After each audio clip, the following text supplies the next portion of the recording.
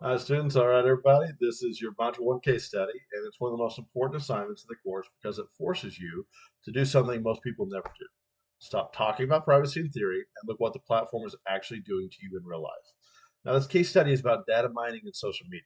You should have watched the lecture series, both from myself and from an outside source, and the ethical implications around social media and data mining. And those include everything from privacy, what you think they collect versus what they actually collect, consent, informed consent versus I click accept, business incentives from profits targeting growth and personalization, and the ethical responsibility, what companies should do, not just what they can do. Now, what you must submit are two deliverables. So don't skip this. You have to require two submissions. The deliverable is 1,000 word essay. That's 1,000 words minimum. You have to have citations. You're going to upload that to the case study submission link in Blackboard and a Blackboard discussion board post. Now, you're only going to submit it in two places. If you don't submit it in either one of them, that's an automatic zero. Now, what is the assignment? Like, what is the actual assignment you're going to be completing? The title is the Digital Ethics Consultant and Personal Audit. This is not a defined data mining assignment. This is a strategic report and reflection where you do four parts. So it's 1,000 words, four parts inside of it. You're going to act like someone who has to make real decisions with real consequences. Now, for part one, the personal data audit, this is the part AI cannot do for you. The sections requires your real data from your real accounts. You will log into one major platform that you actually use. That could be anything from Instagram, TikTok, LinkedIn, Google, any of them. User's choice. Then you're going to find your privacy settings, your ad center, your data settings, about you account area, or your interests or categories that have been assigned to you. And you're going to pull evidence of what they think you are. So, what is it you're going to be writing? You're going to list three specific tags or categories this platform has assigned to you. Things like interested in fitness, luxury buyer, likely parent, political leaning, whatever it gives you. For each one, answer simply, is it accurate? If yes, what behavior properly made it accurate? If no, why do you think the algorithm guessed wrong? Then here's your crucial step. Connect one of your findings to a concept from our course material. For example, inferred traits, privacy expectations versus reality, behavioral, behavioral profiling, data mining patterns and predictions, or even those consent problems. This part is where most students get very, very lazy. Don't do that. This is the proof section. It shows that you actually did the work. Now, part two of your 1,000 words is the gray zone scenario. You're going to role play in this. You're going to role play specifically as if you're a senior strategist. So you're going to shift into the business world. Your scenario, you work at a fitness app called Health Track.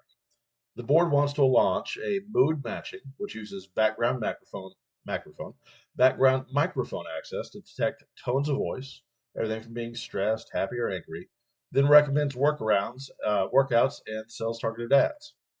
So you're going to be writing, or not you specifically, you're writing a decision memo to the CEO. Here's the constraint. You cannot just write, this is unethical, don't do it. Because the company wants revenue. In real life, that's the pressure. Your job is to propose a way to launch this feature that balances profitability and ethical integrity. What you must include. How exactly will you get your consent? And I mean exactly. You must draft the pop up text. You're going to write the consent screen like a real product. What it does, what it collects, why, what the user gets, opt in, opt out options, how to turn it off later, kill switch parameters. When does the app stop listening? What triggers a hard stop? What does it store? Where does the data store? And how long does it store? And how you respond to inevitable PR backlash. Because, yes, people will be very mad if they find out you are recording their voices and tones and using it to put ads on them. So your memo needs to include things like the transparency strategy, user control, guardrails, and how you defend the decision without sounding, like a creep. So this section should really like your professional trying to ship a risky feature responsibly.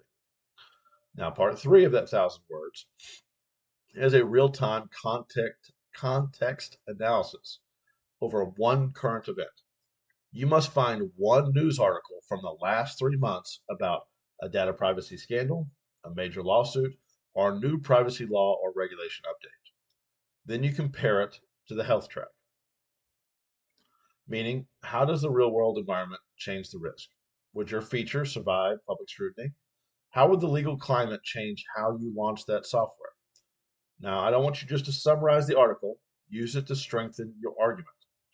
And finally, part four of your 1,000 words is a professional ethics and future application, career connection piece. This is where you make it personal and future focused. I want you to pick a realistic job title you want in 5 years. That might be marketing analysis, HR manager, financial analysis, IT specialist, whatever it is. I want you to describe one ethical pressure you might face in that job involving data. Then define your line in the sand. What is one specific data practice you would refuse to participate in, even if it cost you your job? This part is not about being dramatic, it's about showing you understand the real trade off professionals face. Now, there is a peer engagement here. You must respond to at least two classmates to get an average score. Your replies must be constructive, specific, and tied to the course concepts. So I need you to do at least one of these in each reply. Ask a thoughtful question, challenge an assumption, be it respectfully, suggest a practical improvement, or add in an angle that they might have missed. Things like great post do not count here.